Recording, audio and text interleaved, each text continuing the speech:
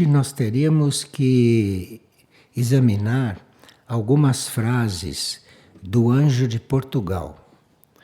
Vocês sabem que os anjos, como evolução paralela e como guardiães do planeta, eles têm uma hierarquia. E lá na sua hierarquia existe um grau de anjo que é destinado para guardar uma nação. E o Anjo de Portugal é um desses.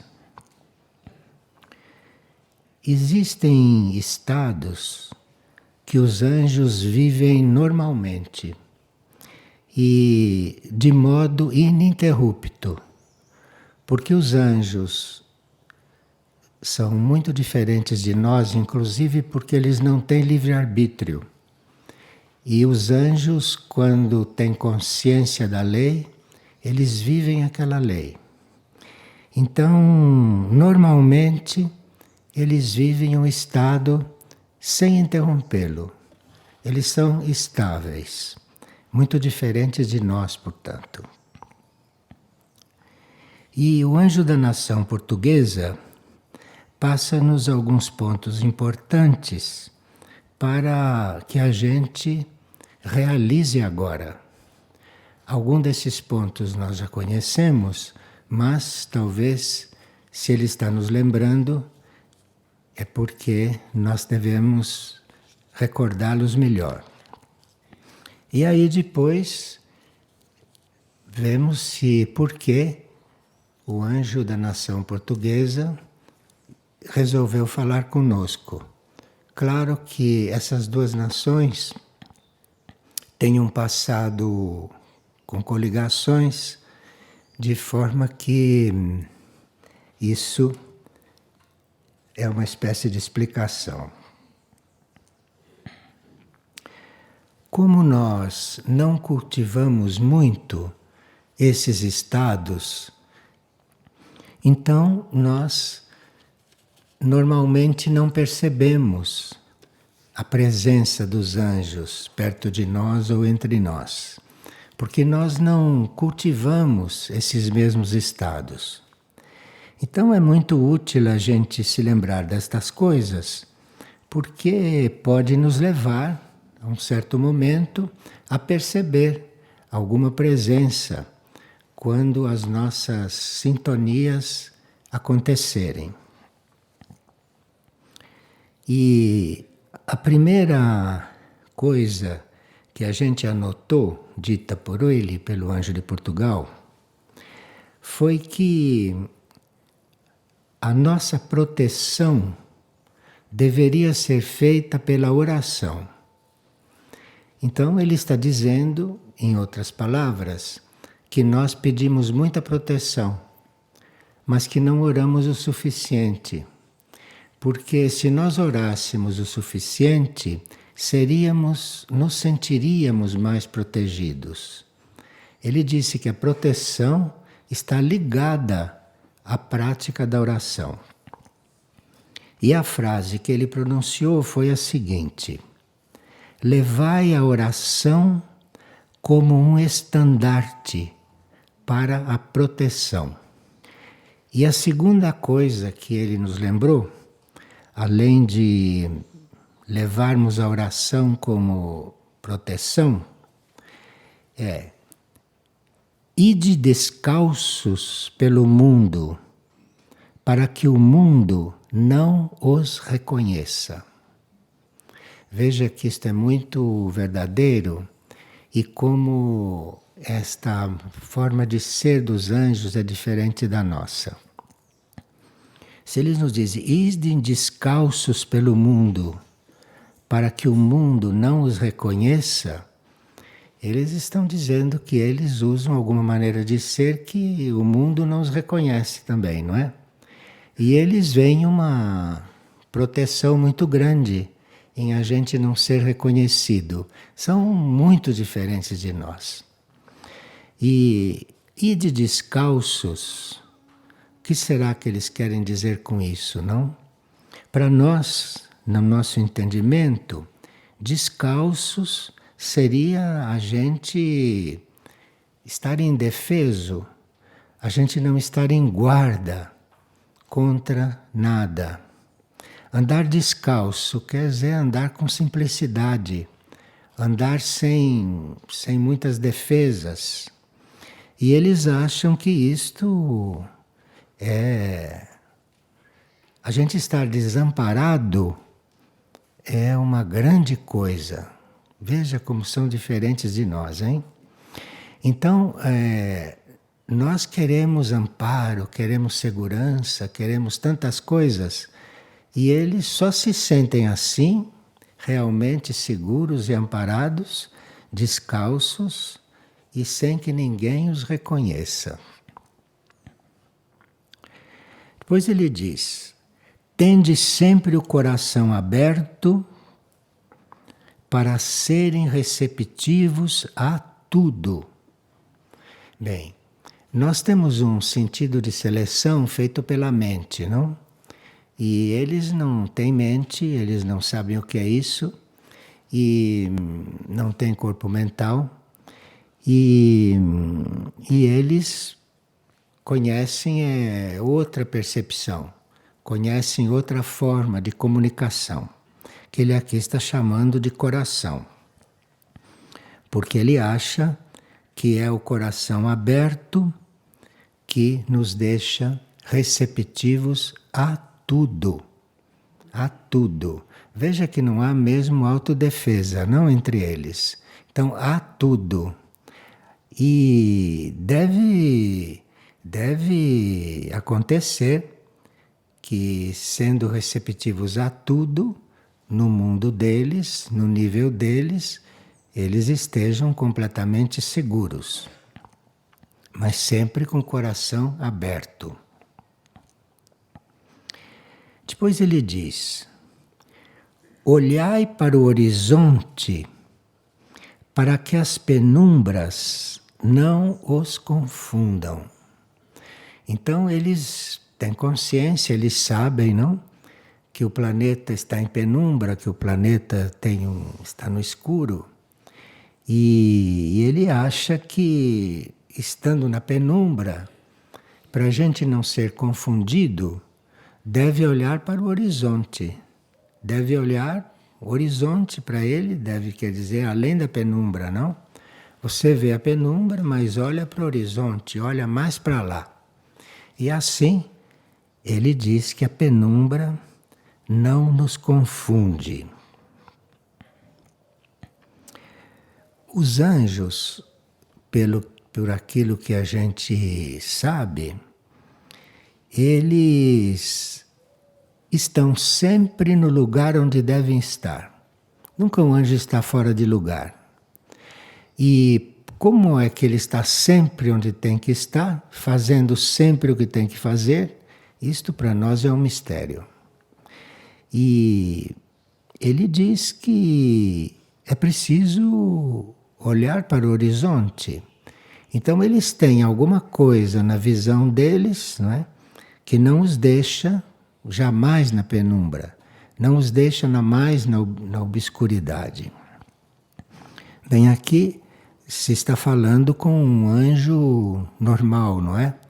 Não se está falando com um anjo desses que participaram da rebelião. Estamos falando com um anjo desses nossos. Depois ele diz: pronunciai somente proclamações de amor e de unidade. Amor e unidade. Aqui subentende-se que a gente tem que ter um certo controle da palavra, né? Que a gente tem que ter um certo sentido de união com o próximo, porque cada palavra que desune e cada proclamação que se faça que não seja de amor, que não seja de união, ele acha que isto tira de um equilíbrio. E ele disse que a gente devia estar sempre olhando para o céu, mesmo durante a perturbação. Perturbação é um termo que ele já pode estar usando para nos preparar, não? Para a situação planetária que se aproxima. E aí, mesmo na perturbação, nós devemos estar atentos ao alto, não é? Sempre olhando para o céu, com as palavras dele. E aqui, no certo sentido, ele já disse também antes para a gente olhar para o horizonte, não? Orar para o horizonte normalmente. Agora, durante a perturbação, não é bem olhar para o horizonte, é olhando para o alto. Então, aqui é um outro ponto de vista. E aqui ele avisa que nós teremos que transmitir os nossos exemplos com simplicidade e com verdade. Então, o anjo não finge, não é? O anjo é simples e verdadeiro. E ele transmite isto para nós. Ele diz que nós devemos dar o exemplo, não diz para nós ficarmos falando, ele diz para nós darmos o exemplo com simplicidade e com verdade. Agora aqui, ele entra por um outro terreno e diz: sabei que formais parte de um projeto que só se revelará depois deste mundo. Então, eles conhecem o projeto para nós, porque cada raça tem um projeto. Então, assim como a humanidade tem um projeto, o reino angélico tem um projeto, e ele diz que nós fazemos parte de um projeto humano, não é?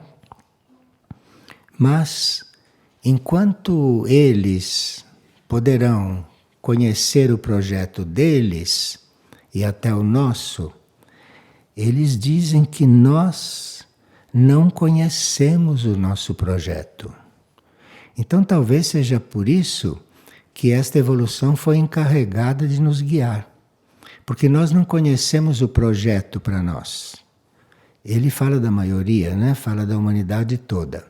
Nós não sabemos qual é o projeto de vida para nós. Eles sabem.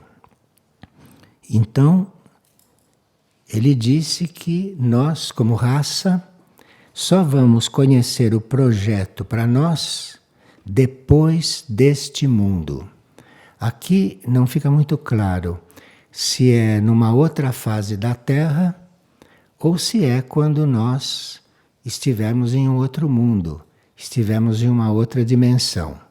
Mas a verdade é que a gente vive um pouco no escuro, como sabemos, não? Não sabemos qual é o projeto de Deus para nós muito claramente. E que isso para nós só será revelado depois deste mundo.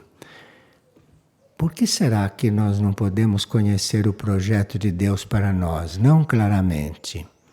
Por que será? E só aqueles que chegam a um estado de entrega, de obediência muito profundo, muito verdadeiro, começam a não ficar surpresos com aquilo que vai acontecendo, como se já conhecessem, já soubessem daquilo. Mas isso não é normal, né? E para a maioria, o projeto de vida só será revelado depois deste mundo. Aqui também deve estar influenciando o fato de nós termos escolhido o livre-arbítrio. Porque conhecer o projeto de Deus para nós bem claramente e ter livre-arbítrio, como iríamos fazer? Iríamos ser muito desobedientes, né?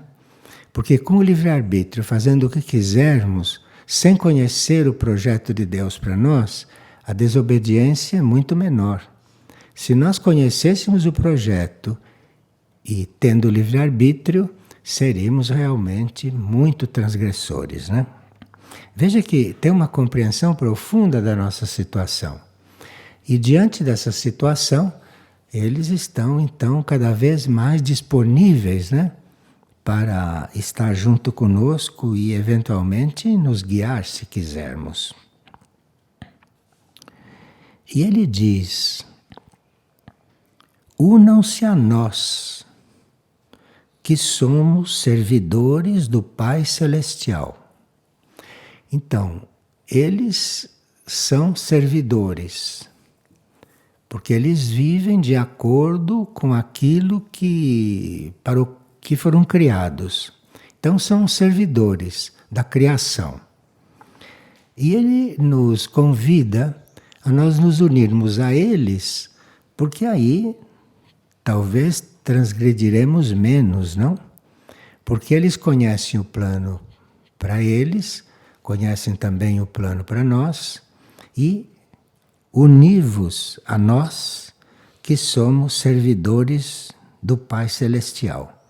Então eles não estão nos convidando para nós unirmos a eles porque eles precisam de nós, ou porque eles precisam de nós, ou porque precisam de usufruir desta união. Não é? É que quanto mais nós estivermos juntos e unidos com eles, mais estaremos no caminho para servir esta criação, este Pai Celestial. Então vê-se que o nosso serviço deve ser um semelhante, porque se convida para nós nos unirmos a Ele, para servir ao Pai Celestial, quer dizer que as coisas não são tão diferentes, não? As circunstâncias são muito diferentes, a nossa natureza é muito diferente, mas parece que o serviço, a lei do serviço é única. Agora ele diz: o juízo será a marca para estes tempos. O juízo. Isto pelo qual já estamos passando, não? Essa seleção na espécie humana. Então, o juízo será a marca para estes tempos. Porém, o mais importante é a doação de si. Isto é, o juízo é a coisa mais importante que está acontecendo conosco. É muito importante isso. Nós não fazemos ideia da importância disso. Porque estamos realmente sendo reconhecidos por aquilo que somos. E é por aquilo que somos que seremos encaminhados. Então, você é encaminhado para uma área, você é encaminhado para um plano, segundo aquilo que você é. E neste momento, isto é o que está acontecendo. Mas ele diz que o mais importante nesses momentos não é nós sabermos tantas coisas. Sabermos, por exemplo, como estamos sendo considerados, para onde vamos. Ele diz que isto não é o mais importante. O mais importante é nesses momentos de juízo nós estarmos doados. Isto que é importante. Nós estarmos nesses momentos doados. Porque é o nível da nossa doação, é o grau da nossa doação, é a sinceridade da nossa doação que vai determinar o nosso rumo. Aqui isso está um pouco oculto, mas é bastante claro, não num certo sentido. Então, o juízo será a marca para esses tempos. Porém, o mais importante é a doação de si. É nós estarmos completamente entregues, porque aí não estaremos fazendo resistência nenhuma, não é? Para que sejamos enviados ou impulsionados para o rumo que nos diz respeito. Pois ele diz: agradem a Deus no silêncio, por aqueles que não o fazem. Quer dizer, a maioria nem pensa em Deus e a maioria nem pensa em seguir a vontade maior. Mas nós teríamos que fazer isto em silêncio e também fazer por aqueles que não o fazem. Aqui vê a natureza de doação dos anjos, não? Como se doam. De forma que por aqui se pode entender, até certo ponto, que eles estando ao nosso lado, estando conosco, muitas coisas eles devem estar fazendo por nós, porque veem que nós não fazemos. De forma que nós não temos a consciência do quanto somos ajudados. Para ele dizer, agradem a Deus no silêncio por aqueles que não o fazem. Isto é uma coisa que eles devem fazer por nós. Eles devem fazer por nós, devem estar fazendo por nós. Agora, eles concluem essa pequena lista de pensamentos dizendo: vivam do fogo infinito, para que ele os transforme. Então, um anjo nunca pede para nós nos transformarmos, porque ele sabe muito bem certas coisas que nós não sabemos, então nos poderia pedir isto. Mas ele sabe que nós podemos viver no nosso interior algo que ele chama de fogo, fogo do infinito. Esta chama, não que eles sabem que nós temos dentro, estas chamas, isto é um fogo, é um calor, é uma vida, não? A vida infinita. E isto é o que nos transforma. Eles nos ajudam, mas o que nos transformam é o fogo do infinito. Veja como nos conhecem, hein? Como conhecem a nossa situação, como reconhecem no que eles podem ajudar e como estão disponíveis para isso. E tendo a consciência, sabendo que nós não os percebemos. De forma que é uma vida de uma riqueza que nós não conhecemos, uma vida de uma criação imensa. E este anjo de Portugal deve estar em algum trabalho de unidade entre essas duas nações neste momento. E quem sabe se vamos um dia, né, ter algum movimento ou alguma palavra do Anjo do Brasil, vamos ver. Mas isto não depende do nosso desejo, não depende da nossa intenção, mas depende de fatores planetários, né, bastante fortes, não? E se ele está, num certo sentido, substituindo o anjo que poderia estar falando conosco, algum motivo planetário, algum motivo internacional deve haver para isso. Agora,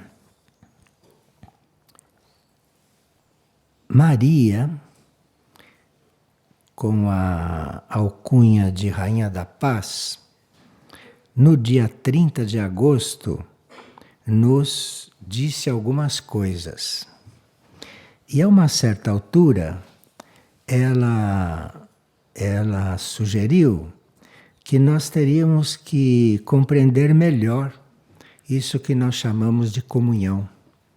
Que nós teríamos que compreender melhor isto para eventualmente realizá-la de uma forma mais verdadeira e realizá-la de uma forma que nos tire, né, dessa nossa situação de profunda necessidade, né, de um contato.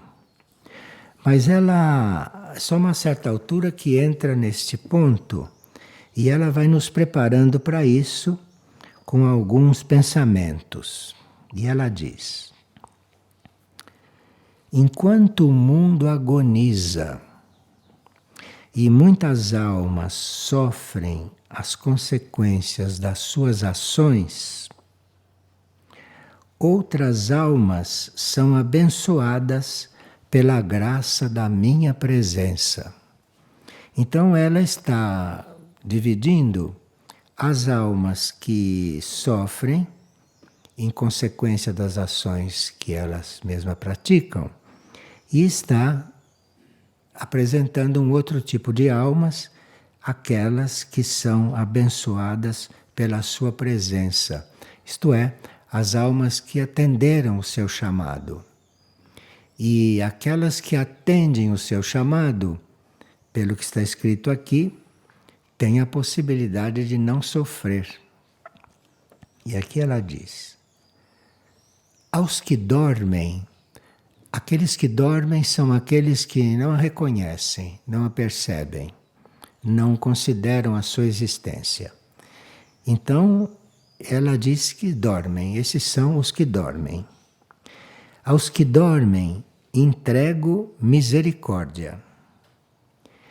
E aos que um dia possam despertar e se tornar dignos filhos de Deus, aos que estão despertos, entrego minha graça, para que possam tornar-se soldados do meu exército mariano.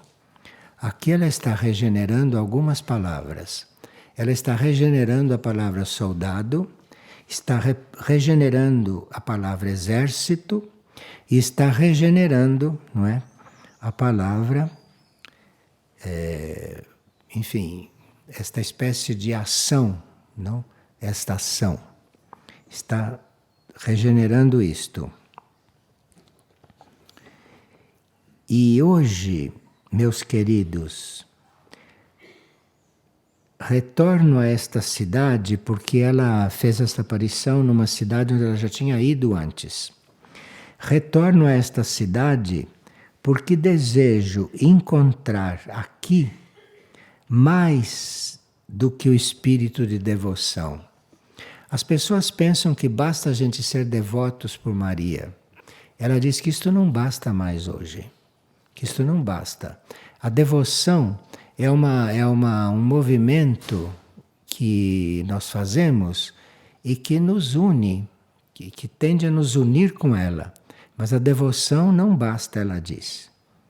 Aqui deverá pulsar o coração ativo desta nação e por meu imaculado coração. Aqui nós temos que estar vivos. Vivos quer dizer com a energia da ação e não só com a energia da devoção. É a devoção e a ação que é necessária agora. Ainda vejo muita ilusão no mundo. Muita ilusão no mundo.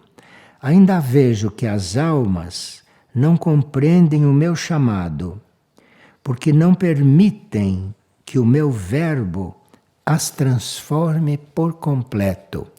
Veja, as palavras que ela emite, essas palavras não são palavras comuns. Atrás dessas palavras está aquilo que se chama o verbo.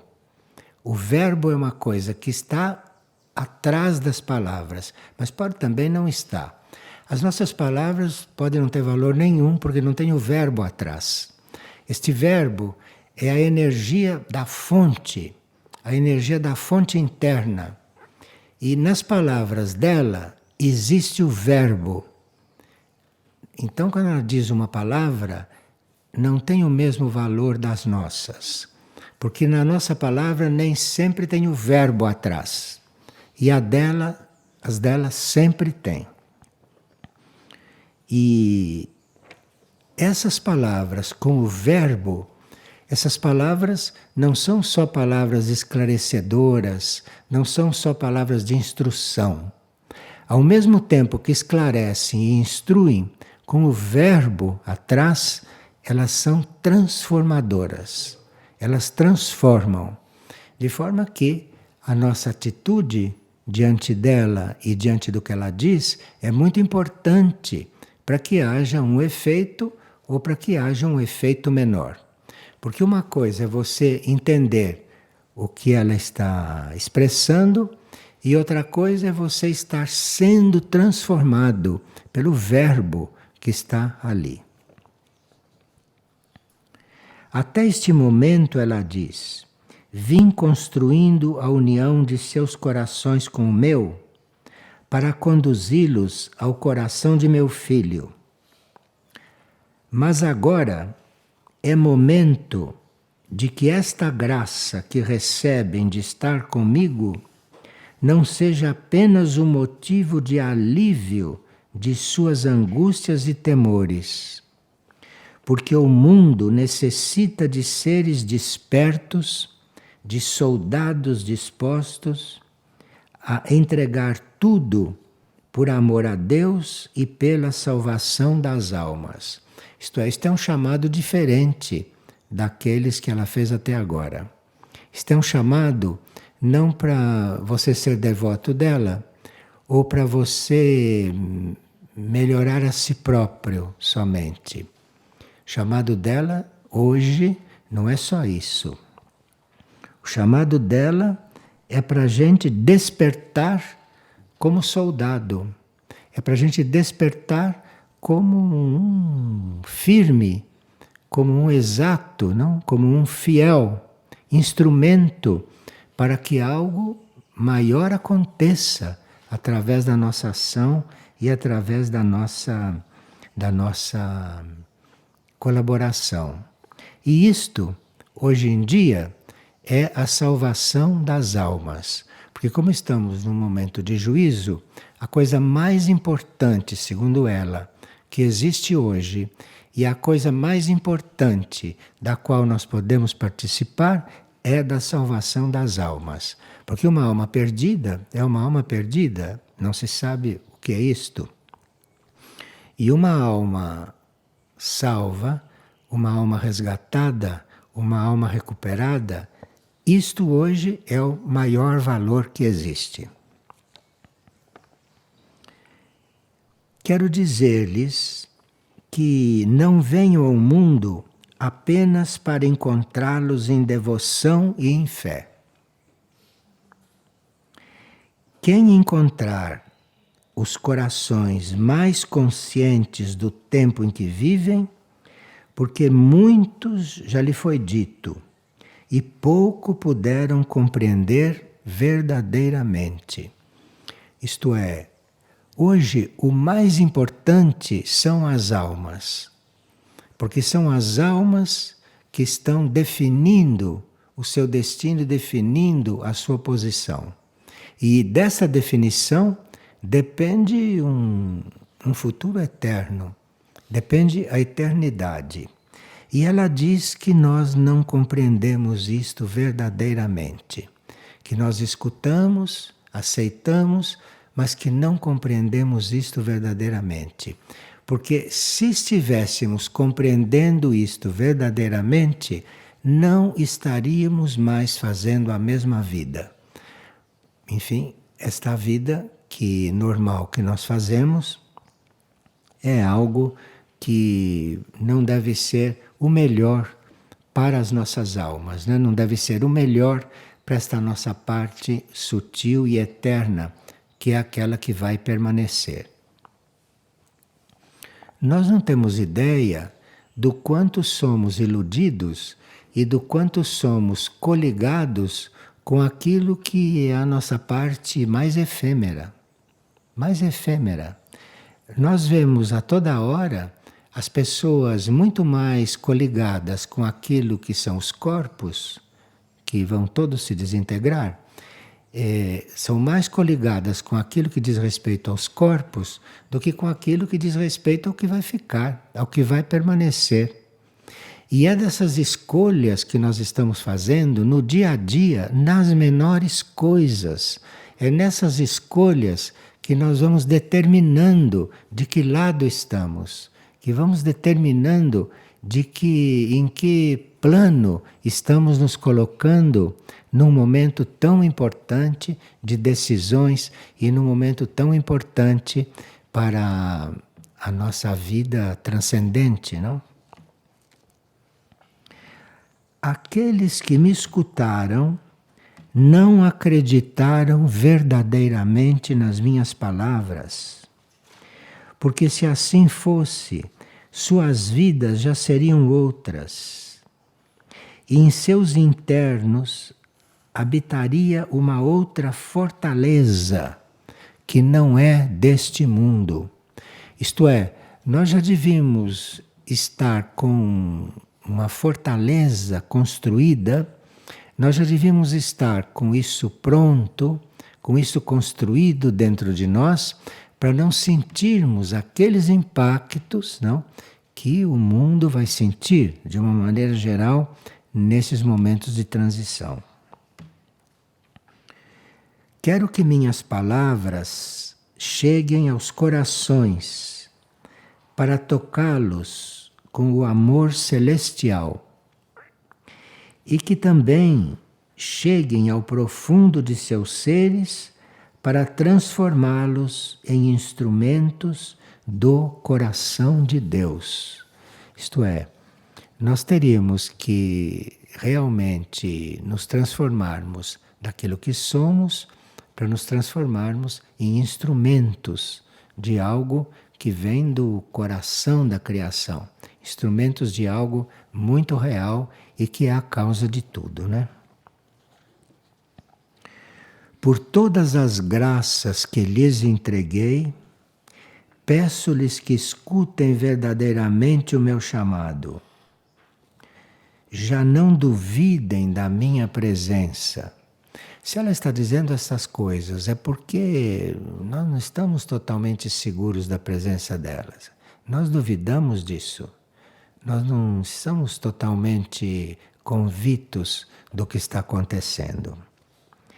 Pois o meu coração os fez sentir meu amor e tocou suas almas, dissipando o medo de encontrar o divino. Primeiro, ela cuidou de nos curar do medo, porque nós temos medo de ser diferentes. E quando se fala que além de ser diferentes, temos que ser divinos, aí é que nós entramos em verdadeiro pânico. E ela então entrou nesta cura, começou com esta cura e disse que levou esta cura até um certo ponto. E agora é momento de crescer e esperar minha chegada, como um companheiro de Cristo, aquele que o aguarda para junto a ele manifestar a vontade maior. Enfim, ela está dizendo em outras palavras que ela já fez o trabalho dela. Já fez o trabalho dela, já nos entregou para aquele que deve nos conduzir e que esse já está chegando ou já está presente para nos conduzir àquilo que é o nosso destino maior, ou aquilo que é a nossa tarefa maior. Agora, meus queridos, esses homens e mulheres de Jerusalém devem ressurgir. Está falando de nós, porque esses que estão encarnados hoje e que estão fazendo o caminho hoje, esses são todos, esses de hoje, são todos seres reencarnados de uma mesma época. O nosso preparatório foi feito juntos, como estamos agora, fazendo uma coisa que não é mais preparatória, mas o preparatório nosso foi feito junto. E ela diz que foi feito tudo na mesma época lá em Jerusalém, quando isto tudo, quando a era começou.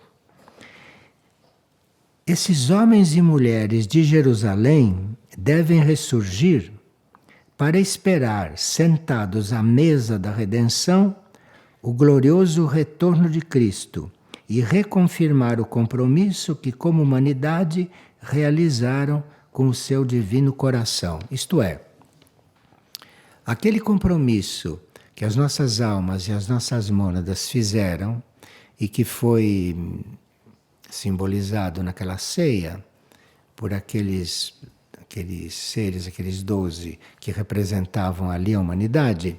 Então, aquele compromisso realizado ali, aquilo agora nós estamos todos aqui de novo, não é? Para agora confirmar aquele compromisso, para agora retomar esse compromisso. E aquele símbolo da ceia, aquela mesa com aqueles personagens, aquilo é apenas um símbolo, porque aquilo que estava acontecendo ali era o que acontecia com toda a humanidade daquela época. Aqueles que estavam na mesa, na ceia, estavam representando a todos. Então, o que aconteceu naquela época, aconteceu conosco, que estávamos vivendo ali, que fomos preparados ali, e que agora estamos aqui, todos juntos de novo. E que neste momento teríamos que, com mais consciência, refazer aquele compromisso, refazer. Por isso, talvez que Cristo nos tenha pedido a comunhão diária. Porque a comunhão diária, pelo menos para aqueles que atenderem a fazem, a comunhão diária é algo que representa esse compromisso. Representa isso. Você, quando está naquele ato daquela comunhão, você está refazendo este compromisso de união com este que veio para transformar, para reformar tudo. Isso é um compromisso simbolizado desta forma. Esses homens e mulheres de Jerusalém devem voltar a sentar-se à mesa do meu filho, repartir o pão e o vinho e comungar de sua presença viva para a renovação deste mundo. Quer dizer, o trabalho naquela época, da humanidade daquela época, foi o trabalho inicial. Trabalho inicial. E agora é que está terminando o trabalho. Agora é que o trabalho vai ser terminado. Esta transmissão do dia 30 de agosto foi muito importante porque enriquece um pouco o nosso conceito e a nossa ideia de comunhão. Então, isto aqui é a segunda parte, é o término daquele compromisso que foi feito naquela época. Agora então, isto aqui se refaz e isto se confirma. Para a renovação deste mundo. O que acontece naquele momento da comunhão, o que acontece naquele momento, para nós é sempre um pouco misterioso. E por mais que os místicos, por mais que os mais experientes tenham dito o que acontecia com eles, isto para nós é um pouco distante. Embora esteja aí para ser experimentado, né? Isso não está aí para continuar distante. Isso está aí para ser experimentado. Então, naquela época, começou-se um processo de redenção do mundo e da humanidade, e agora este processo está terminando, este processo está se concluindo, para que possa o mundo ser renovado. Então, cada um de nós é uma peça neste processo. Cada um de nós é uma peça. Agora, claro que esse cada um de nós, não sei se são muitos, mas cada um de nós seria, em potencial, uma peça para que este mundo estivesse sendo renovado. Agora, o mundo só vai se renovar é quando esta união de cada um de nós com aquilo que é maior se der. Porque senão, como renovar o mundo? De que jeito? Nós é que temos que estar muito unidos com aquilo que é maior, e todos unidos com aquilo que é maior, este mundo vai ser diferente. Então, esta renovação do mundo não vai cair do céu. Esta renovação do mundo é feita pela nossa transformação, pela nossa transformação. E é muito bom que este grupo que tem seguido esse cerimonial com bastante fidelidade vá se aprofundando nesse cerimonial. Vá cada vez mais reconhecendo o que realmente está para acontecer com o mundo, conosco, não? Através desse cerimonial que vai a cada dia se aperfeiçoando. Cada dia, quer dizer, a cada momento, não é, que ele é feito. E para que a gente tenha a oportunidade de ir se aperfeiçoando nessa união, de se aperfeiçoando nessa comunhão, então nós temos a possibilidade de fazê-la diariamente, porque os nossos corpos são um pouquinho difíceis, né, de se adaptar a um ritmo diferente daqueles materiais nos quais eles vivem. Hoje lhes digo que em um outro tempo houve aqueles que entregaram tudo a Deus por amor ao seu Filho. E após 2014 anos, esse amor deve haver amadurecido para que diante das provas destes tempos, esses homens e mulheres vençam o temor de perder o mundo